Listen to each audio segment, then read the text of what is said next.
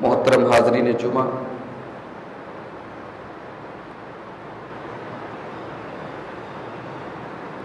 اللہ تبارک و تعالیٰ نے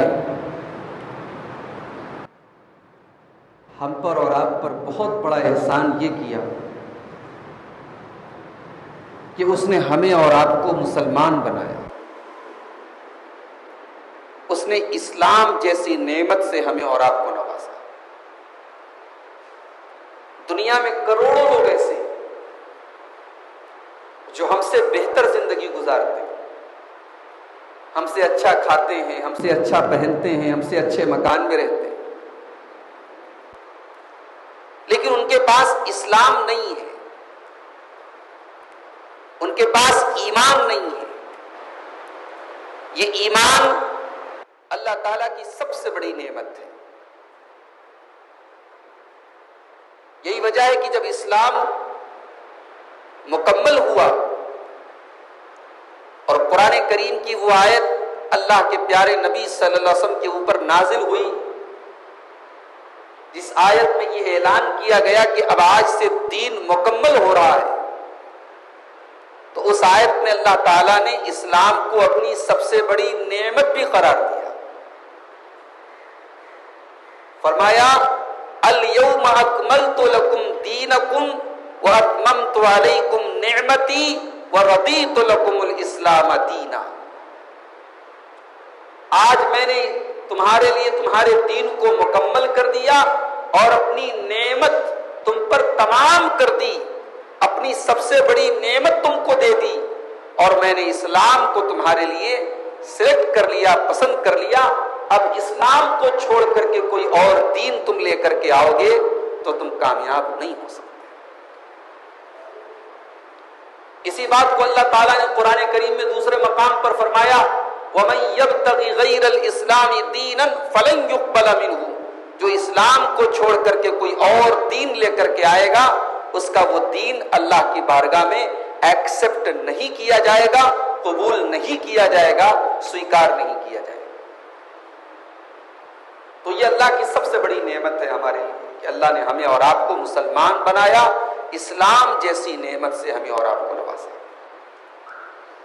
مگر جیسے یہ اللہ تعالیٰ کی بہت بڑی نعمت ہے، ویسے ہی بہت افسوس کی بات یہ ہے کہ اس نعمت کی ہمیں اور آپ کو قدر نہیں۔ ہم میں سے کتنے لوگ ایسے جن کو اسلام کا مطلب ہی نہیں معلوم، ان کو لا الہ الا اللہ کا معنی ہی نہیں معلوم، وہ دین کے معاملے میں زیرو ہیں۔ ہاں، دنیا کی بہت نالج ہے ان کے پاس، دنیا کی اتنی نالج ہے کہ مت پوچھیے۔ کوئی انجینئر ہے، کوئی ڈاکٹر ہے، کوئی وکیل ہے، کوئی کچھ ہے، کوئی کچھ ہے، کوئی بہت بڑا بزنس مین ہے، کوئی پیسے بنانے میں ماہر ہے، کسی کو پالیٹکس کی بڑی جانکاری ہے، مگر جب دین کا معاملہ آتا ہے تو زیرو ہے۔ ایسے ہی لوگوں کے بارے میں اللہ تعالیٰ نے سورہ روم کی آیت نمبر 7 میں فرمایا یعلمون ظاہرا من الحیات الدنیا وہم عن الآخرۃ ہم غافلون۔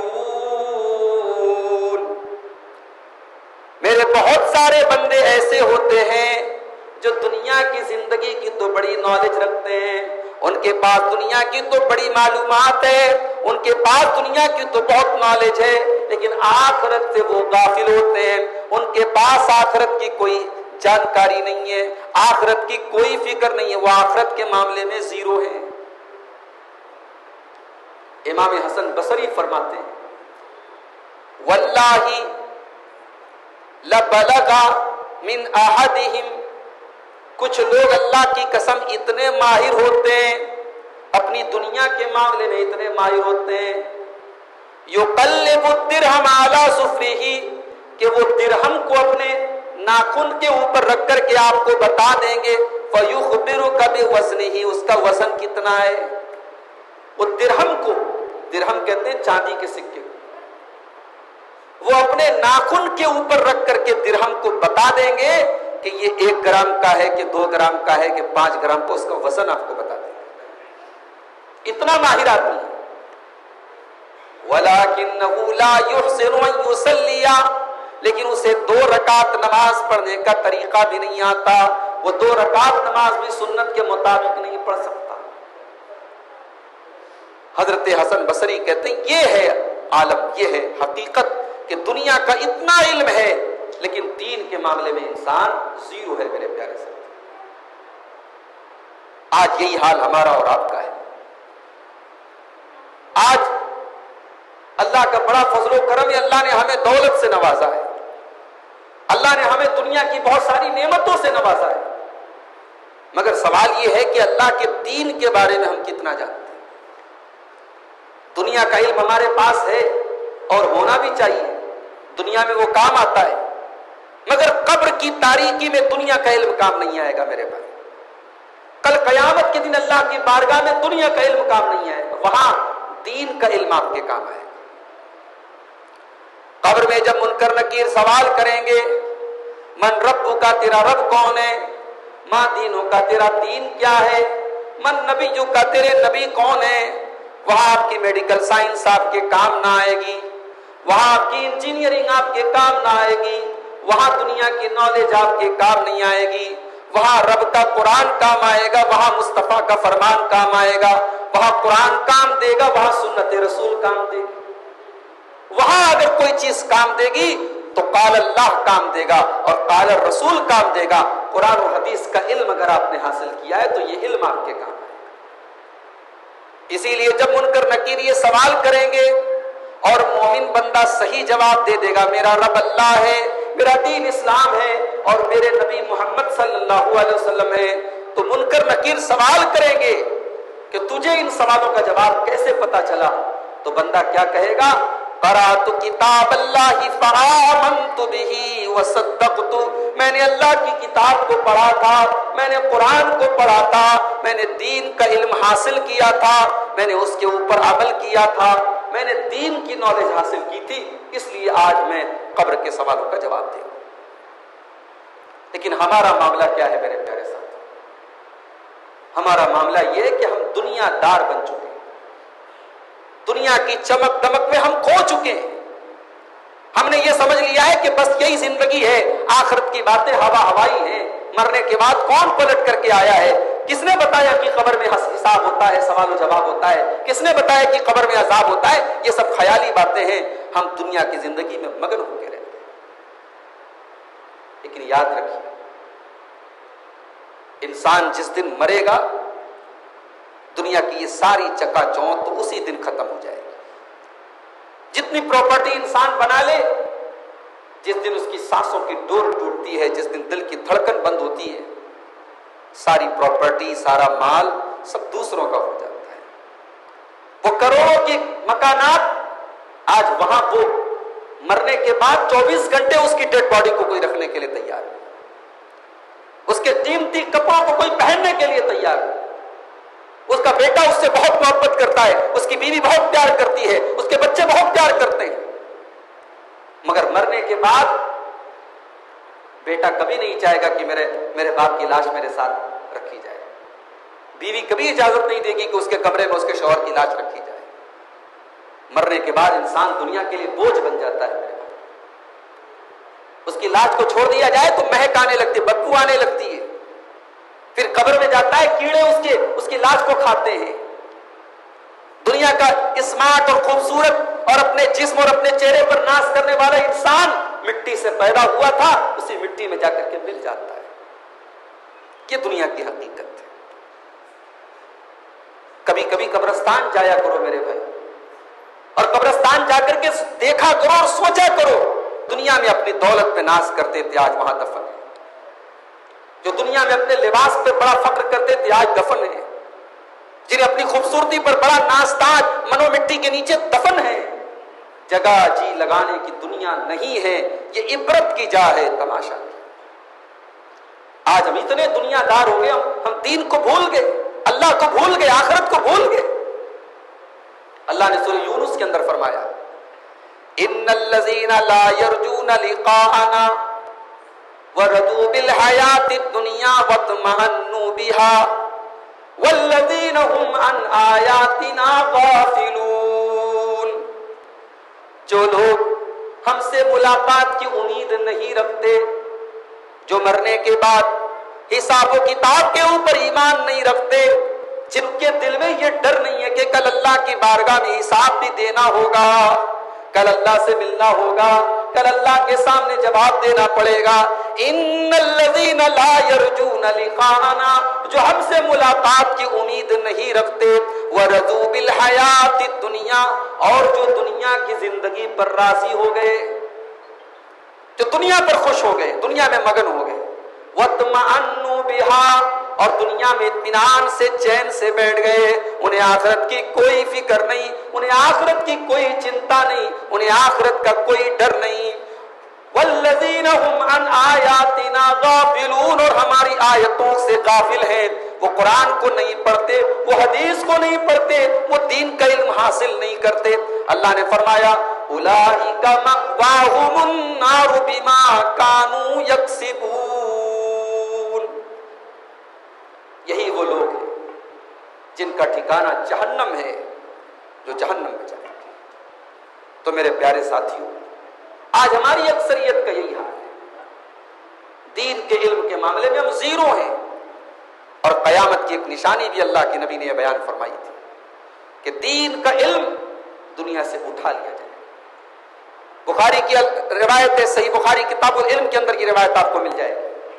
اللہ کے پیارے نبی نے فرمایا ان من اشراط الساعہ ان یرفع العلم، کہ قیامت کی ایک نشانی یہ ہے کہ علم کو اٹھا لیا جائے گا۔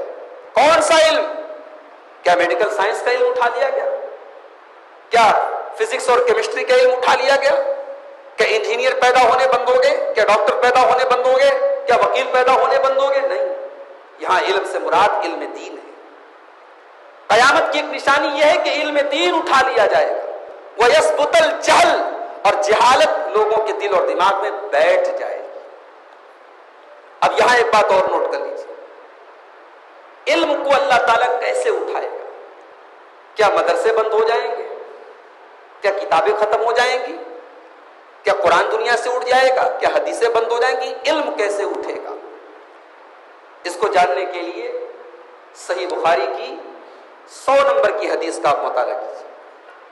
صحیح بخاری کتاب العلم کے اندر حدیث نمبر 100 نمبر کی حدیث، اللہ کے پیارے نبی صلی اللہ علیہ وسلم فرماتے ہیں ان اللہ لا يقبض العلم انتزاعا ينتزعه من العباد، اللہ تعالیٰ دنیا سے علم کو اچانک نہیں اٹھائے گا، ولكن يقبض العلم بقبض العلماء، علماء حق دنیا سے چلے جائیں گے، جو قرآن و حدیث کا گہرا علم رکھتے ہیں، جو واقعی میں عالم ہیں، علماء ہیں، وہ دنیا سے اٹھتے چلے جائیں گے، حتی اذا لم یبق عالما، یہاں تک کہ جب دھیرے دھیرے علماء ختم ہونے لگیں گے، اتخذ الناس رؤوسا جہالا، تو عالم کا درجہ لوگ جاہلوں کو دینے لگیں گے۔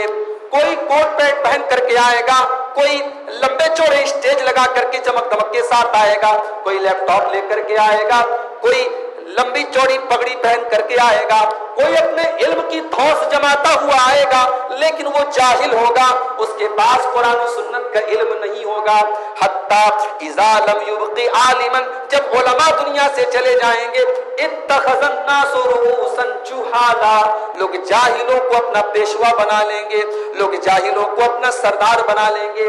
فسئلوا، اور سوال علماء سے نہیں، سوال جاہلوں سے کیا جائے گا، سوال ایسے لوگوں سے کیا جائے گا جو عالم نہیں ہے، سوال غیر عالم سے کیا جائے گا۔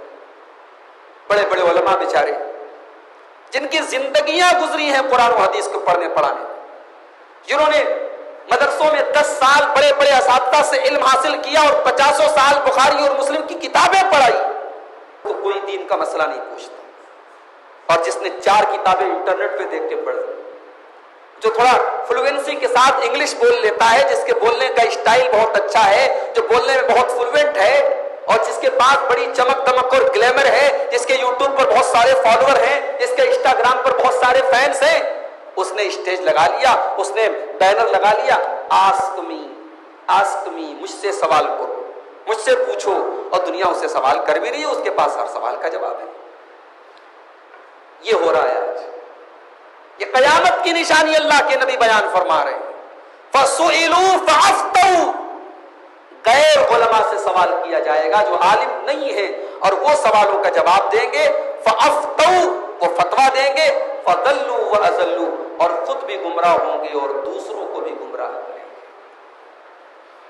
تو میرے پیارے ساتھیوں، علم دین کے معاملے میں ہم کہاں ہیں، ذرا آج ہم اس پر غور کریں. ہمیں شکایت ہے کہ ہماری عورتیں بے پردہ ہیں، ہماری عورتیں فیشن کے پیچھے بھاگ رہی ہیں، ہماری عورتوں کے اندر شرم و حیا نہیں ہے، ہماری عورتیں اسلام کے بارے میں نہیں جانتی. ذمہ دار ہماری عورتیں نہیں ہیں. میں منبر پر کھڑے ہو کر کے بڑی ذمہ داری کے ساتھ یہ بات بول رہا ہوں کہ آج ہماری عورتوں کی جہالت کی ذمہ دار ہماری عورتیں نہیں ہیں، ہماری عورتوں کی جہالت کی ذمہ دار ہم ہیں. بیٹی اگر جاہل ہے تو اس کا ذمہ دار اس کا باپ ہے، بہن اگر جاہل ہے اس کا ذمہ دار اس کا بھائی ہے، بیوی اگر جاہل ہے تو اس کا ذمہ دار اس کا شوہر ہے. ہم نے اپنی عورتوں کو دین کی تعلیم دی.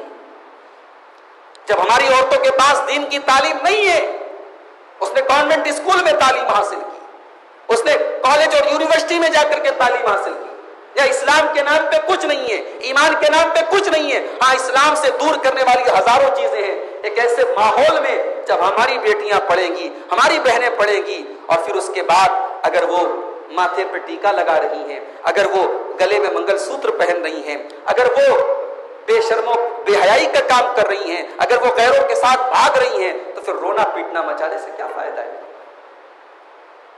مسجد کے اندر جمعہ کا خطبہ ہوتا ہے، مولوی صاحب بیچارے آدھا گھنٹہ کی تقریر کرتے ہیں محنت کر کے، تیاری کر کے. ہمارے اکثر مسجدوں میں عورتوں کے لیے مسجد میں انتظام نہیں ہے. کیوں صاحب؟ کہتے جناب عورتیں آ جائیں گی تو فتنہ آ جائے گا. عورتیں برہم پتر ندی کے کنارے گھومنے جائیں فتنہ نہیں ہے. عورتیں گوہاٹی کے مارکیٹ میں بزنس شاپنگ کرنے جائیں فتنہ نہیں ہے. عورتیں مزاروں اور درگاہوں پہ جا کے بھیڑ لگائیں فتنہ نہیں ہے. عورتیں دنیا کی تمام جگہوں پر جائیں فتنہ نہیں ہے. ساری دنیا کا فتنہ کہاں ہے؟ مسجد کے اندر موجود ہے. مسجد میں آ جائیں گی فتنہ آ جائے گا. ان مولویوں نے جنہوں نے مسجدوں کے دروازے عورتوں پر بند کر لیے وہ ذمہ دار ہے. آج اگر ہماری بیٹیاں غیروں کے ساتھ بھاگ رہی ہیں، مرتد ہو رہی ہیں، دین سے دور ہو رہی ہیں، وہ مولوی، وہ علماء، وہ مفتی ذمہ دار ہیں جنہوں نے عورتوں کو دین کی تعلیم سے دور رکھا ہے. سال میں 2 تہوار ہوتے ہیں ہمارے، ایک عید الاضحیٰ کا، ایک عید الفطر کا تہوار، دوسرا عید الاضحیٰ کا تہوار. ان 2 تہواروں پر مرد بیچارہ کپڑا پہن کر، خوشبو لگا کر، بہترین سج دج کر کے عیدگاہ جا رہا ہے. عورتوں کو عیدگاہ جانے کی پابندی ہے، عورتیں نہیں جا سکتی. عورتیں کہاں نماز پڑھتی ہیں؟ گھر میں نماز پڑھتی ہیں. دنیا کے سارے مفتیوں کو چیلنج ہے، دنیا کے سارے ان علماء کو چیلنج ہے جنہوں نے عورتوں کو عیدگاہ جانے سے منع کیا ہے. کوئی ایک حدیث لا کے دکھا دو کہ اللہ کے نبی نے عورت کو گھر میں عید کی نماز پڑھنے کی اجازت دی. عید کی نماز عیدگاہ میں پڑھی جاتی ہے. عید کی نماز جماعت سے پڑھی جاتی ہے. عید کی نماز انڈیویژول نماز نہیں ہے، عید کی نماز جماعت سے پڑھی جانے والی نماز ہے. اور دوسرا مسئلہ یاد رکھو، نبی نے جتنی تاکید عورتوں کے لیے کی ہے عیدگاہ جانے کی، اتنی تاکید تو آپ نے مردوں کے لیے بھی نہیں کی. آپ نے حکم دیا کہ عورتوں کو عیدگاہ لے کے جاؤ. سوال کیا گیا اللہ کے نبی اگر کسی عورت کے پاس چادر نہ ہو، حجاب نہ ہو، جلباب نہ ہو، آپ نے فرمایا کہ اپنی دوسری سہیلی سے، اپنی بہن سے وہ چادر لے لے مگر عیدگاہ میں جائے. سوال کیا گیا اللہ کے نبی اگر عورتیں پیریڈ میں، اگر عورتیں ناپاک ہیں اس حالت میں کہ نماز نہیں پڑھ سکتی، آپ نے فرمایا تب بھی ان کو عیدگاہ لے کے جاؤ. وہ مسلمانوں کے نماز پڑھنے کی جگہ سے وہ دور رہیں گی، وہ مصلے سے دور رہیں گی، مگر جب امام دعا کرے گا تو وہ دعا میں شامل رہے گی. اتنی تاکید کی اللہ کے نبی کر نہیں تھا. اور ظاہر ہے کہ ایک وقت میں مردوں اور عورتوں دونوں کو سنایا نہیں جا سکتا تھا. اللہ کے پیارے نبی صلی اللہ علیہ وسلم مردوں کے درمیان خطبہ دینے کے بعد الگ سے عورتوں میں جا کے خطبہ دیتے تھے. اتنا فوکس کیا ہے آپ نے عورتوں کو دین کی تعلیم دینے. آپ کی بیویوں میں حضرت عائشہ رضی اللہ تعالی عنہا 2210 حدیثوں کو روایت کرتی ہیں. آج ہماری عورتوں کو 22 حدیثیں بھی یاد نہیں ہوگی. اما عائشہ کو 2200 حدیثیں یاد تھی. اما عائشہ نبی اکرم کی جو پرائیویٹ لائف تھی، جو فیملی لائف تھی، جو گھریلو زندگی تھی، نبی اکرم غسل کیسے کرتے تھے، نبی اکرم رات کو تہجد کیسے پڑھتے تھے، نبی اکرم گھر میں بیویوں کے ساتھ کیسا سلوک کرتے تھے، اما عائشہ نے نبی اکرم صلی اللہ علیہ وسلم کی وہ جو پرائیویٹ لائف ہے اس کو امت کے سامنے بیان کیا ہے۔ آج ہماری عورتیں دین سے دور ہیں میرے پیارے ساتھیوں، کیونکہ ان کے پاس دین کا علم نہیں ہے۔ اما عائشہ فرماتی ہیں انصار کی عورتوں کے بارے میں، جو مدینہ کی انصاری عورتیں تھیں، اما عائشہ کہتی ہیں نعم النساء نساء الانصار، انصار کی عورتیں کتنی بہترین عورتیں ہیں، لا یمنعهن الحیاء ان یتفقهن فی الدین، وہ دین کو سیکھنے کے معاملے میں شرماتی نہیں ہیں، وہ دین کو سیکھتی ہیں، اس میں شرم نہیں کرتی۔ آج ہماری عورتیں دنیا کے معاملے میں بے شرم اور بے حیا ہیں، دنیا کو سیکھنے میں بہت آگے ہیں، دین کو سیکھنے کے معاملے میں زیرو ہیں۔ تو میرے پیارے ساتھیوں، سب سے پہلے یہ پوائنٹ آپ یاد رکھیے کہ دین کا علم ہمیں حاصل کرنا ہے۔ اب ایک سوال یہ پیدا ہوتا ہے کہ دین کا علم ہم کس سے حاصل کریں؟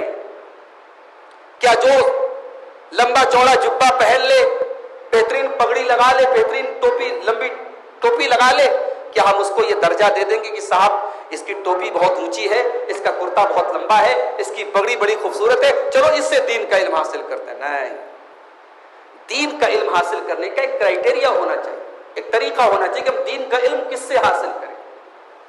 چنانچہ بہت بڑے امام ہیں، امام محمد ابن سیرین، تابعی ہیں، یہ کہتے ہیں کہ جب تک صحابہ کے درمیان اختلاف نہیں ہوا تھا اور جب تک امت میں فتنہ پیدا نہیں ہوا تھا اور سارے لوگ ایک طریقے پر تھے، ایک منہج پر تھے، رافضی نہیں پیدا ہوئے تھے، خارجی نہیں پیدا ہوئے تھے، امت کے اندر فرقے نہیں پیدا ہوئے تھے، تب تک لوگ سند کا سوال نہیں کرتے تھے۔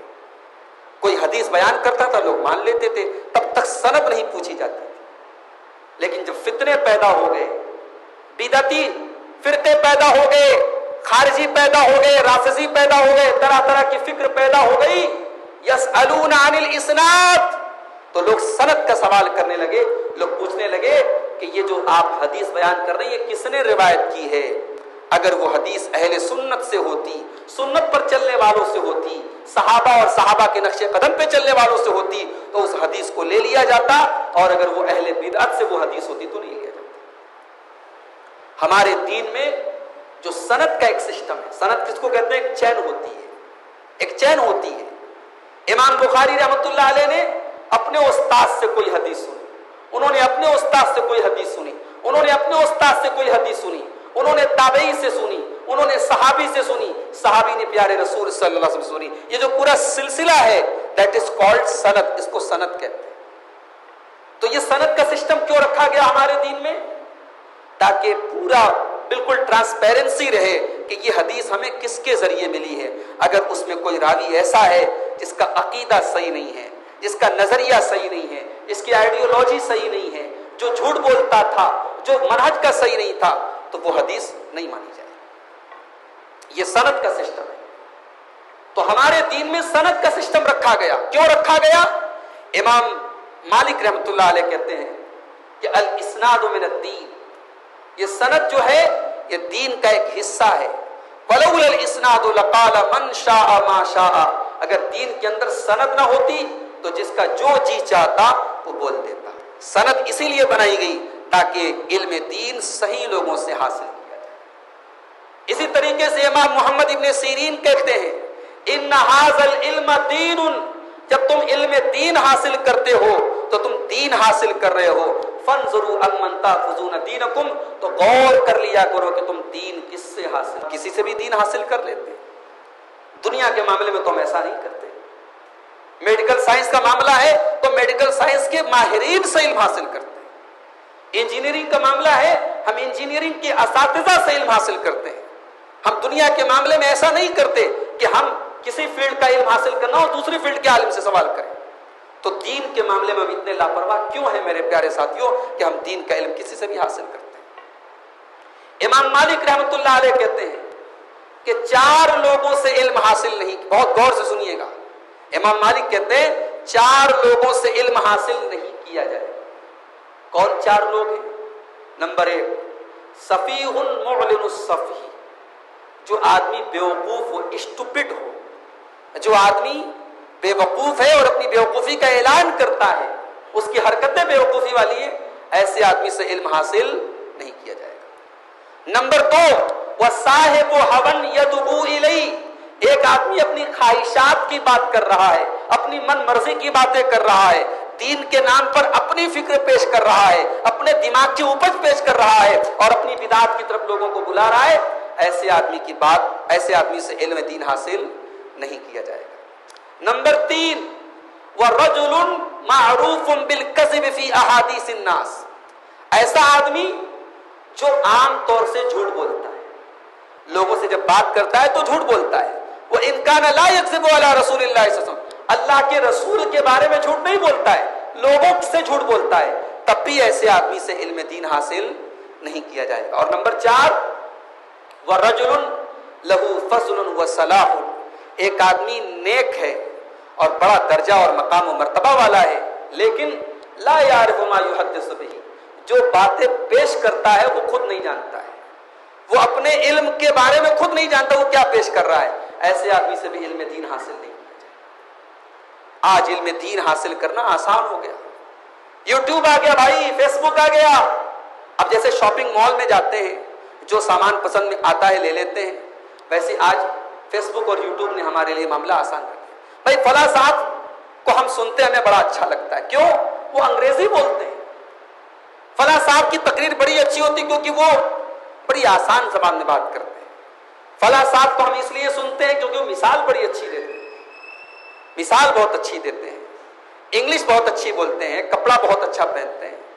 آپ نے یہ پتا کیا ان کا عقیدہ کیا ہے، ان کا منہج کیا ہے، اور اس دور کے جو بڑے علماء ہیں انہوں نے ان کے بارے میں کیا کہا ہے؟ یہ بھی بات یاد رکھیے کہ ایک طریقہ چلا آ رہا ہے صحابہ سے لے کر کے آج تک کہ علم دین ان سے حاصل کیا جائے گا جن کے پاس بڑے علماء کا تزکیہ ہو، ان کا سرٹیفکیٹ ہو، انہوں نے تائید کی ہو، انہوں نے کہا ہو کہ ہاں یہ ایبل ہیں، یہ کیپیبل ہیں، یہ علم دین سکھا سکتے ہیں۔ علم دین کا ٹیچر ہر کسی کو نہیں بنایا جائے گا میرے بھائی، جس کی باتیں اچھی لگے وہ علم دین کا ٹیچر ہے۔ اچھا کچھ لوگ کیا کہتے ہیں کہ صاحب ہم صحیح باتوں کو لے لیں گے، غلط باتوں کو چھوڑ دیں گے۔ بھائی فلاں صاحب ہیں، ہم جج کریں گے، ہم دیکھیں گے جو بات صحیح ہوگی لے لیں گے اور جو بات غلط ہوگی ہم چھوڑ دیں گے۔ بھائی آپ کے پاس کیا اتنا ٹیلنٹ ہے، کیا اتنا علم ہے آپ کے پاس کہ آپ صحیح اور غلط میں فرق کر لیں گے؟ پتہ لگا کہ جس کی بات کو آپ سن رہے ہیں وہ 9 باتیں تو صحیح کہہ رہا ہے، مگر ایک بات وہ اتنی خطرناک کہہ رہا ہے کہ آپ کا پورا عقیدہ اس نے خراب کر دیا، آپ کا منہج خراب کر دیا، آپ کو جہنم میں لے کے چلا گیا۔ آپ اسی پر واہ کرتے رہے کہ صاحب وہ تو حدیثوں کا نمبر بتا رہا ہے، وہ تو حوالے سے بات کر رہا ہے، وہ تو بڑے ٹال ٹھوک کے بات کر رہا ہے، بڑے کانفیڈنس کے ساتھ بات کر رہا ہے۔ آپ کو اس کا اسٹائل بہت پسند آ گیا، اس کے بولنے کا انداز بہت پسند آ گیا۔ تو یہ کہنا کہ صحیح بات کو لے لیں گے غلط بات کو چھوڑ دیں گے، یہ آپ کے لیے یہ معیار نہیں ہے، نہ آپ کے پاس اتنا ٹائم ہے کہ آپ ڈفرنس کریں گے، آپ فرق کریں گے کیا صحیح ہے کیا غلط ہے۔ ہاں جو علماء ہیں، جو میچور ہیں، جنہوں نے پوری زندگی قرآن و حدیث کو سیکھا پڑھا ہے، اگر وہ یہ کام کرتے کہ چلو صاحب وہ کسی ایسے اسکالر کو، کسی ایسے آدمی کو پڑھتے ہیں یا سنتے ہیں اور اس میں ڈفرنس کرتے ہیں کیا صحیح ہے کیا غلط ہے، وہ ان کا کام ہے، ایک عام آدمی کا، ایک کامن مین کا یہ کام نہیں ہے۔ کامن مین کا کام کیا ہے کہ وہ انہی علماء سے علم حاصل کرے جو آتھینٹک ہو، اور آتھینٹک علماء کون ہیں؟ جنہوں نے پراپر چینل سے علم دین حاصل کیا۔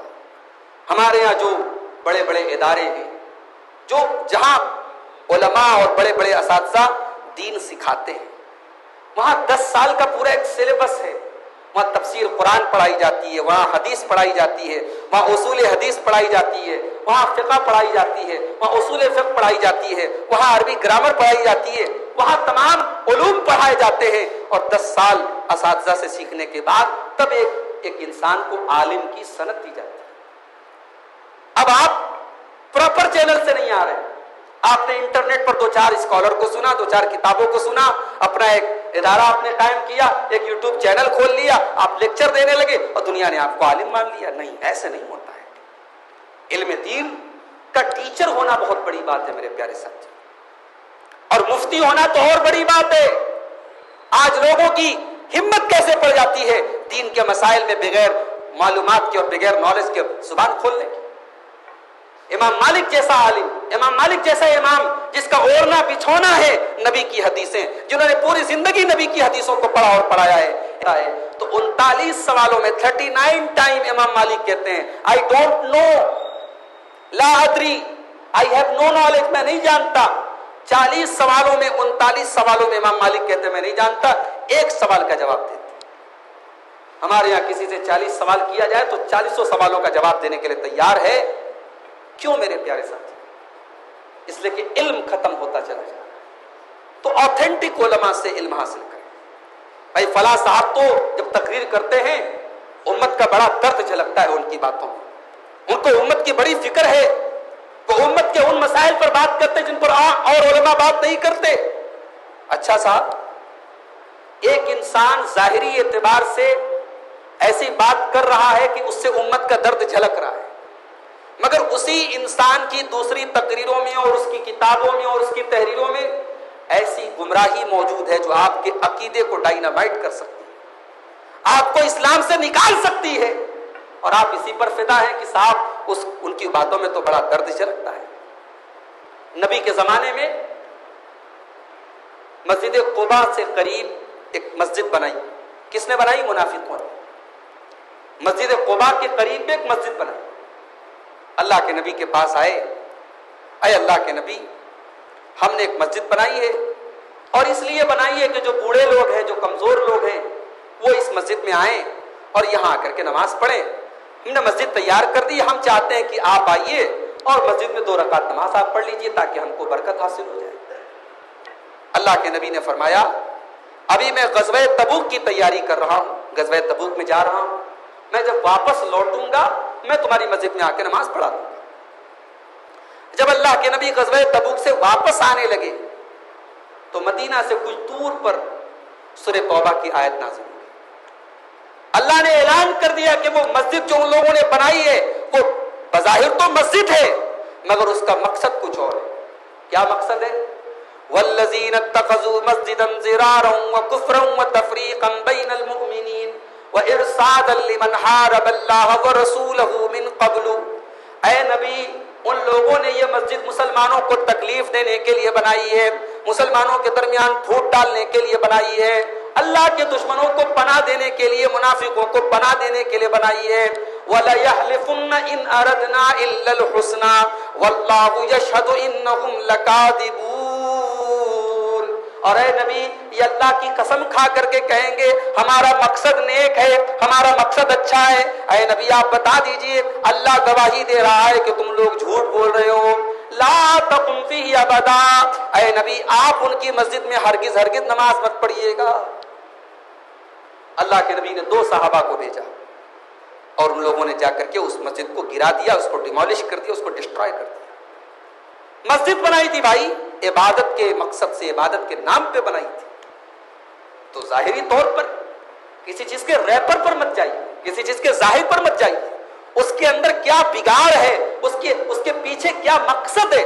آج کتنے لوگ ہیں وہ ایسی باتیں کریں گے جیسے امت کے نوجوانوں کی اصلاح کرنا چاہتے ہیں، امت کے نوجوانوں کے دل میں امت کا درد پیدا کرنا چاہتے ہیں، مگر حقیقت میں وہ امت کے نوجوانوں کو خارجیت کی طرف لے کے جانا چاہتے ہیں، وہ بگاڑ پیدا کرنا چاہتے ہیں، وہ امت کے نوجوانوں کو برباد کرنا چاہتے ہیں.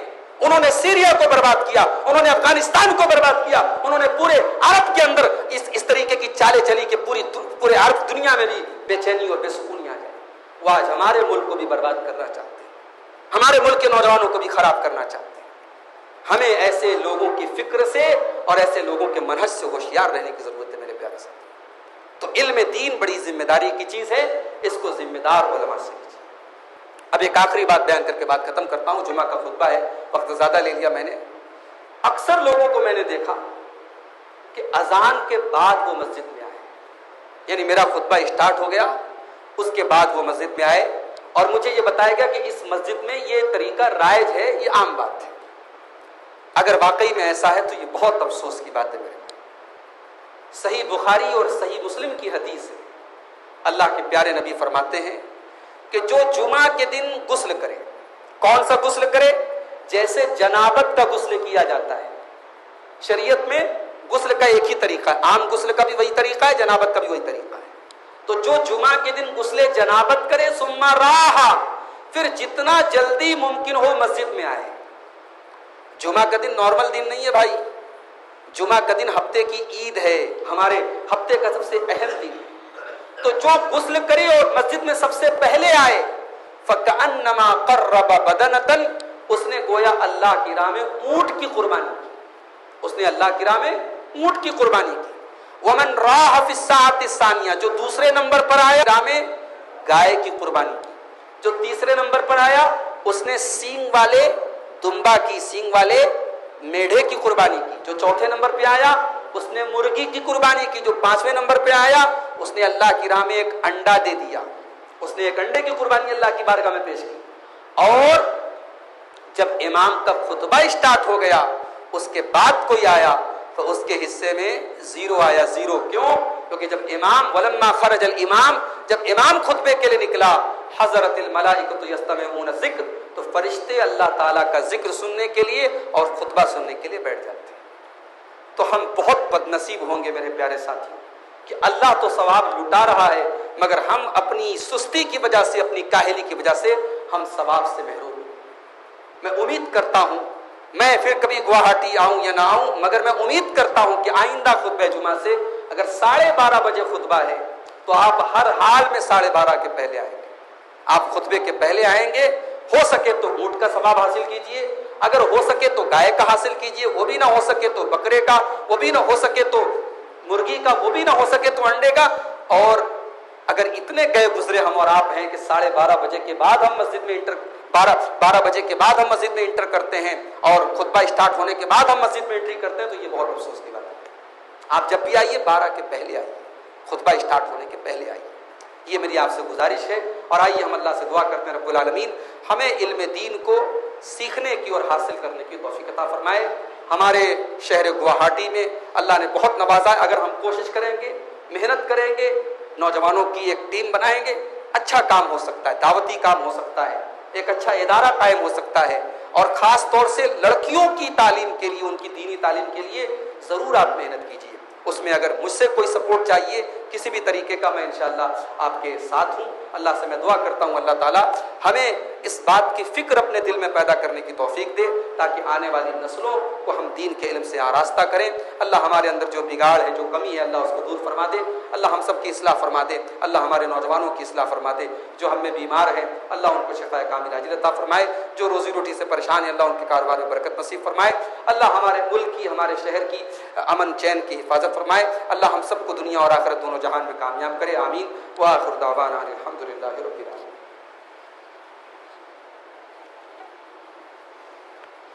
الحمد للہ کفا وسلام علی عبادہ الذین اصطفى. اما بعد اعوذ باللہ من الشیطان الرجیم. بسم اللہ الرحمن الرحیم.